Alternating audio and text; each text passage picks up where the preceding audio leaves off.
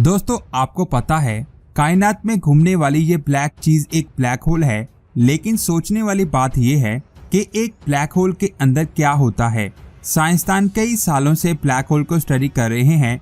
उनके अंदाजे के मुताबिक एक ब्लैक होल के अंदर क्या हो सकता है और ब्लैक होल के करीब जाने पर टाइम क्यों रुक जाता है। यानी अगर आप ब्लैक होल के करीब 1 सेकंड गुजारते हैं तो वो 1 सेकंड जमीन के 1 लाख सालों के बराबर होगा। आखिर कैसे? आखिर ब्लैक होल के करीब जाने पर टाइम क्यों रुक जाता है? ये अमेजिंग इन्फॉर्मेशन आप जानोगे आज के इस वीडियो में, तो पूरी वीडियो वॉच कीजिएगा। और आप देख रहे हैं स्पेस वर्ल्ड। दोस्तों हमारी कायनात में मौजूद हर चीज एक ब्लैक होल बन सकती है।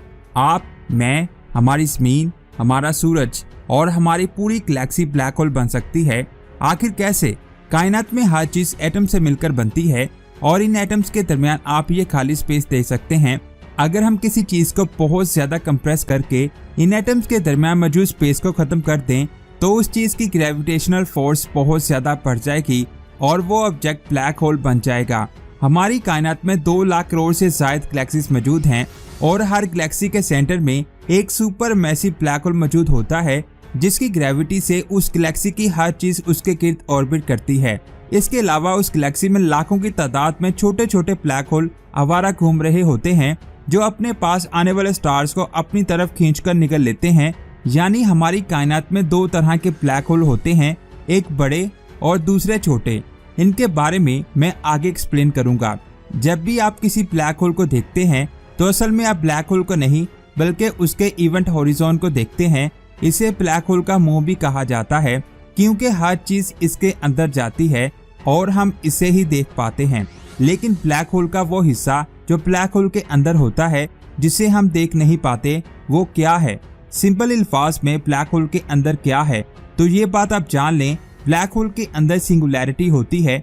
ये एक ऐसी चीज है जहाँ वक्त और हमारी सोच खत्म हो जाती है। हम सिर्फ इतना इमेजिन कर सकते हैं कि सिंगुलैरिटी का सारा मास लामहदूद हद तक डेंस होता है। यानी सारा मास एक छोटे से एरिया में इकट्ठा हुआ हो जिसकी ना कोई सरफेस हो ना वॉल्यूम। यानी जब भी ब्लैक होल किसी चीज को अपनी तरफ खींचता है तो वो सिंगुलैरिटी में जाती है। सिंगुलैरिटी में जाने के बाद वो रेडिएशंस बनकर बाहर आ जाती है जिसके बाद ब्लैक होल के गिर्द एक डिस्क बन जाती है जिसे एक्रेशन डिस्क कहते हैं जो बहुत ज्यादा गर्म होती है। जैसा कि मैंने पहले आपको बताया कि हमारी कायनात में 2 तरह के ब्लैक होल होते हैं, एक छोटे एक बड़े। तो यहाँ एक सवाल आता है कि इन दोनों में से ज्यादा खतरनाक कौन से हैं?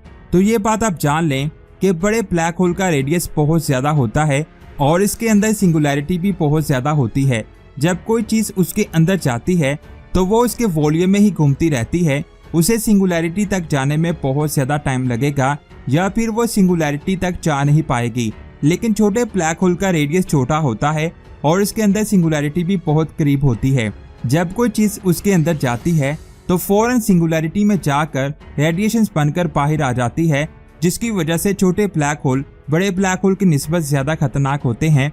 लेकिन बहुत सारे साइंसदान कहते हैं कि ब्लैक होल के करीब जाने पर टाइम रुक जाता है। तो यहाँ एक सवाल आता है कि ब्लैक होल के अंदर जाने पर आप मरते हो या आपके लिए टाइम रुक जाता है और आप वहीं घूमते रहते हो। दोस्तों वीडियो बहुत ज्यादा अमेजिंग होने वाली है। दिल की धड़कन थाम के बैठ जाएं। टाइम का रिलेशन ग्रेविटी के साथ है। यानी जिस जगह पर ग्रेविटी ज्यादा होती है उस जगह पर टाइम स्लो हो जाता है और जिस जगह पर ग्रेविटी कम होती है उस जगह पर टाइम तेजी से गुजरता है। इसके बारे में मैंने इस वीडियो में डिटेल से एक्सप्लेन किया है। अगर आपने ये वीडियो नहीं देखी तो जल्दी से जाकर देखें।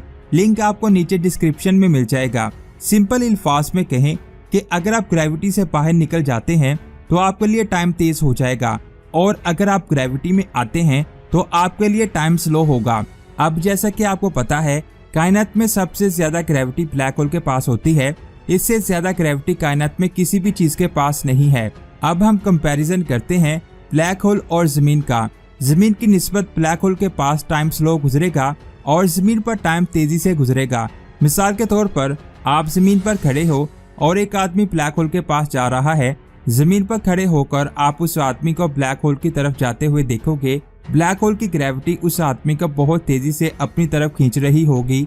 उसकी स्पीड बहुत ज्यादा तेज हो जाएगी और उसके लिए टाइम नॉर्मल ही गुजर रहा होगा। अगर वो ब्लैक होल के पास 10 सेकंड रहा तो उसके लिए टाइम 10 सेकंड ही गुजरेगा। और अगर वो 1 घंटा रहा तो उसके लिए टाइम 1 घंटा ही गुजरेगा। लेकिन जब आप जमीन से उस आदमी को ब्लैक होल की तरफ जाते हुए देखोगे तो वो आदमी ब्लैक होल के पास जाते जाते तेज नहीं बल्कि स्लो हो जाएगा और ब्लैक होल के सेंटर की तरफ जाकर वो रुक जाएगा। लेकिन आप तो नहीं रुके, आप तो बहुत तेजी के साथ ब्लैक होल की तरफ जा रहे हो और दूसरे इंसान के लिए आप ब्लैक होल के करीब जाकर रुक जाओगे। ये है ग्रेविटी की पावर। जमीन पर मौजूद इंसान के लिए टाइम बहुत तेजी से गुजर रहा है क्योंकि जमीन पर ग्रेविटी ब्लैक होल की निस्बत बहुत कम है। लेकिन ब्लैक होल के पास आदमी बहुत तेजी से ब्लैक होल के अंदर जा रहा है, उसके लिए टाइम स्लो हो चुका है। अगर वो ब्लैक होल के करीब 1 घंटा गुजारेगा तो आपको ऐसा लगेगा कि उसे वहां गए हुए लाखों साल हो चुके हैं और वो ब्लैक होल के करीब जाकर रुक गया है। क्योंकि जमीन पर ग्रेविटी बहुत कम होने की वजह से टाइम बहुत तेजी से गुजरेगा और ब्लैक होल पर टाइम बहुत स्लो गुजरेगा। आप ऐसे भी इसे समझ सकते हैं कि स्पेस में जहाँ ग्रेविटी ज्यादा होती है वहाँ स्पेस का गड्ढा ज्यादा बड़ा होगा और जहाँ ग्रेविटी कम होगी वहाँ स्पेस का गड्ढा छोटा होगा। इस चीज को साइंसदानों ने भी प्रूव किया है, जिन एक्सपेरिमेंट्स को मैंने इस वीडियो में एक्सप्लेन किया है। अगर आपने वो वीडियो नहीं देखी तो जल्दी से जाकर देखें। मुझे उम्मीद है आपको ये 2 चीजें समझ आ चुकी होंगी, एक ये कि ब्लैक होल के अंदर क्या होता है और दूसरा ये कि ब्लैक होल के करीब जाकर टाइम क्यों स्लो हो जाता है। ये बात आप जान लें कि ब्लैक होल के अंदर जिस चीज को मैंने एक्सप्लेन किया है वो साइंसदानों की एक थ्योरी है और साइंसदान किसी भी चीज के बारे में थ्योरी कई सालों की स्टडी के बाद देते हैं, लेकिन रियलिटी में उन्हें नहीं पता कि ब्लैक होल के अंदर क्या है, जो आज तक एक राज है।